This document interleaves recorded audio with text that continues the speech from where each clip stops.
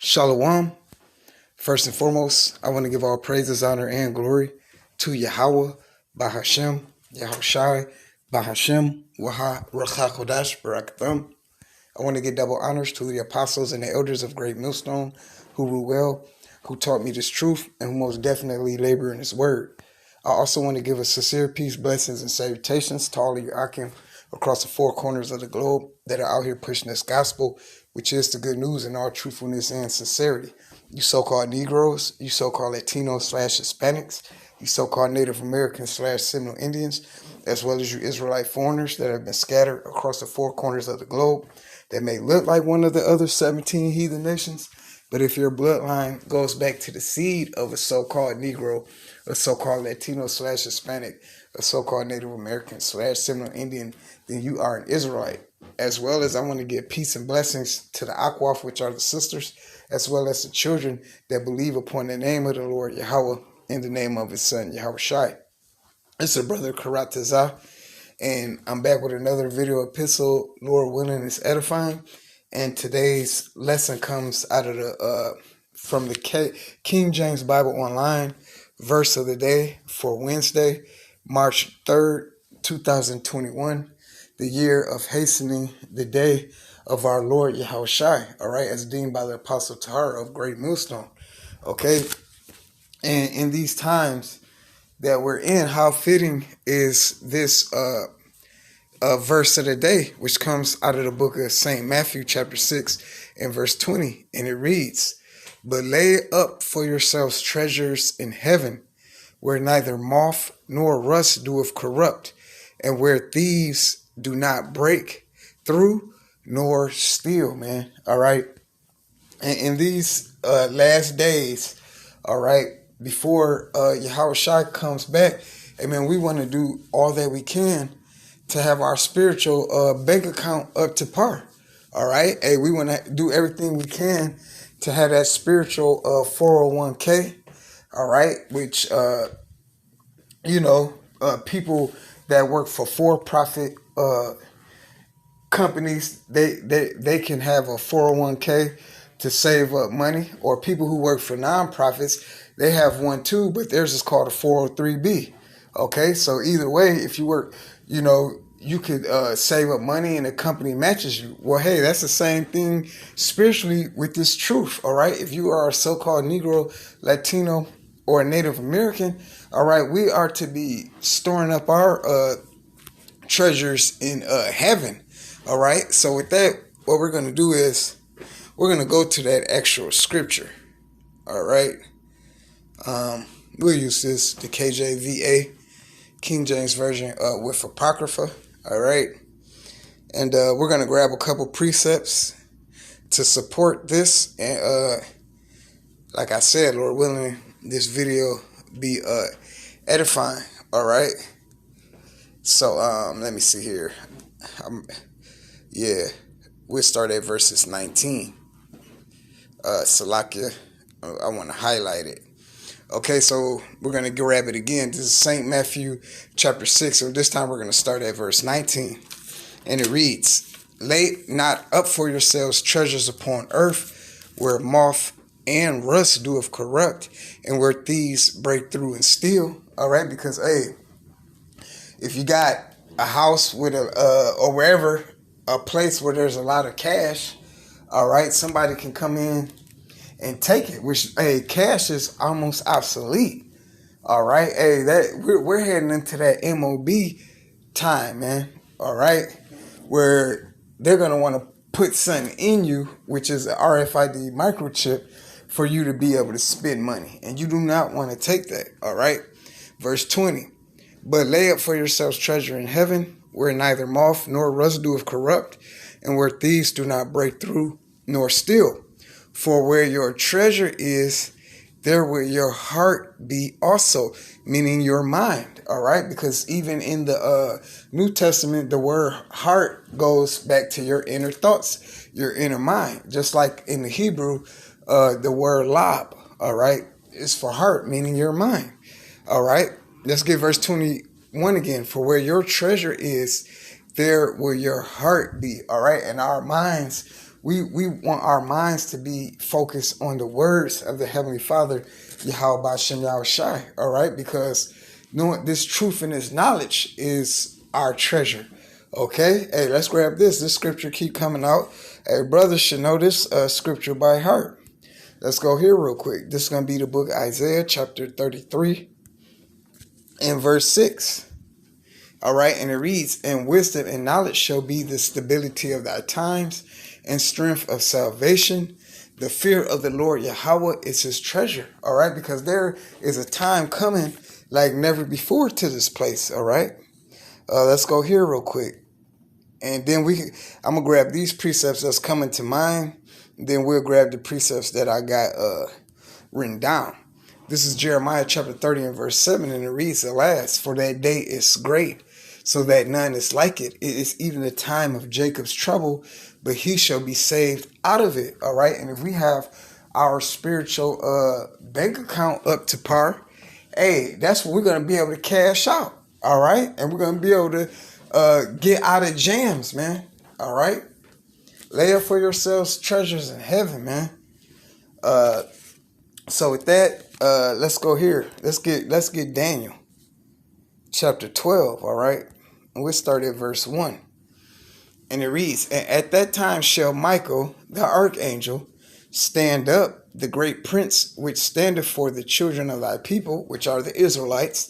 And there shall be a time of trouble, such as never was since there was a nation, even to that same time. And at that time thy people shall be delivered, every one that shall be found written in the book." All right. "And many of them that sleep in the dust of the earth shall awake, some to everlasting life, and some to shame and everlasting contempt." All right. Those who are going to be delivered, hey, they're going to have the treasures to get them out that jam. They're going to have their spiritual bank account, their treasures stored up in heaven. All right. And they're going to be able to get out of that jam. All right. Hey, the Heavenly Father, Yahweh Bashem Yahushai, is not unrighteous to forget your works of labor. Okay. Matter of fact, let me see if I can grab that real quick offhand. This is going to be the book of Hebrews. I believe it's in chapter 6. Yep. Hebrews chapter 6 and verse 10. And it reads, "For the Most High Yahweh is not unrighteous to forget your work and labor of love, which ye have showed toward his name, and that ye have ministered to the saints and do minister." All right. On to the Israelites, man. Hey, doing this work in truthfulness and sincerity just might get you out this jam that's coming upon us, man. All right, and it's coming. All right, we're in the beginnings of it. All right, we ain't seen nothing yet. So with that, now we can go into the precepts I got written down, and we can close out. This is gonna be the book of St. Luke, chapter 6. We're gonna read verses 20 through 24. Nope, I don't want that. I want St. Luke chapter 6, verses 20 through 24. So let me highlight this real quick. You know what? I'm going to use that same color. And it reads, "And he lifted up his eyes on his disciples and said," and this is Yahweh Shai speaking, whom the world ignorantly calls Jesus Christ. He's a so-called black man. All right, from the tribe of Judah, from the tribe of Yahweh. "Blessed be ye poor, for yours is the kingdom of the Most High Yahweh." All right, so I'm not saying, hey, there's nothing wrong with having money, man. All right, it's nothing wrong at all for having money. It's not wrong with having a good job and having money, or having your own business and making money. But storing up your treasures in heaven is more important. All right, verse 21. "Blessed are ye that hunger now, for ye shall be filled. Blessed are ye that weep now, for ye shall laugh." All right. Hey, and I could speak for myself. Hey, I was just kind of sitting in like a somewhat of a depression. You know what I'm saying? But I was like, you know what? I had seen the King James Bible verse online. I said, man, let me get to doing the Lord's work, man. All right. And guess what? These scriptures are a comfort, and I'm back good, man. All right. Let's get verse 21 again. Blessed are ye that hunger now, for ye shall be filled. Blessed are ye that weep now, for ye shall laugh, man. Hey, and you got brothers, man, they hungering to get the hell up out of this kingdom, man. All right. Hey, it's a brother in my camp, the brother Aina. All right, this brother, hey, I'm telling you, you're gonna hear it. If you're around this brother several times throughout the day, I can't wait. I can't wait. He can't wait to get up out of here, man. All right? And he gonna let you know. Verse 22. Blessed are ye when men shall hate you. All right, and we're receiving all type of hate. And when they shall separate you from their company, good. Well, shoot, I don't want to hang with you, non-believe you, and you anti-Hamashiachs anyway. All right? And shall reproach you and cast out your name as evil for the Son of Man's sake. All right? Hey, and did not they do that to our Lord, our King, our Savior, Yahushua? All right, what does it tell us in the book of Romans chapter 8? Hey, that we have to suffer with Yahushua to receive that reward. Okay? Verse 23, rejoice ye in that day and leap for joy. For behold, your reward is great in heaven. For in the like manner did their fathers unto the prophets.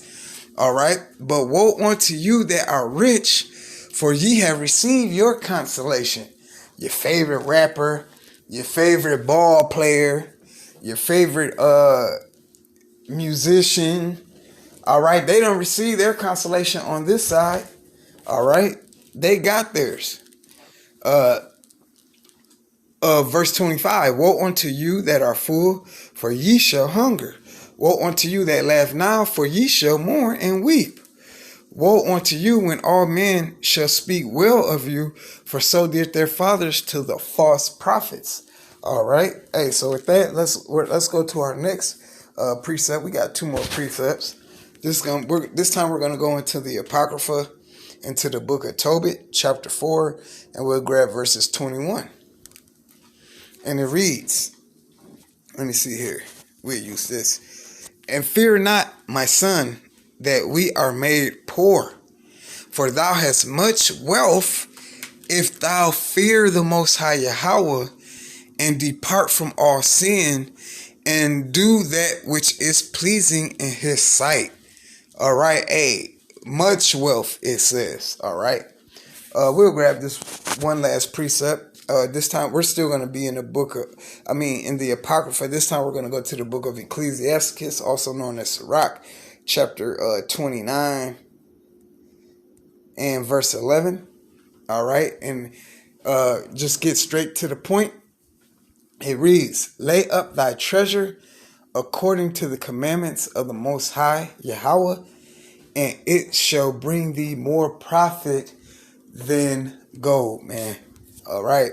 So you know what? Hey, Lord willing, this video epistle is edifying to those of you who may come across it.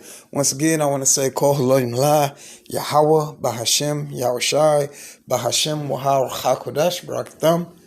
Once again, I want to give double honors to the apostles and the elders of Great New Stone who rule well, who taught me this truth, and who most definitely labor in this word. And once again, I want to give a sincere peace, blessings, salutations to all of you Akim across the 4 corners of the globe that are out here pushing this gospel, which is the good news. So with that, I want to say Abal Babal and Shalom.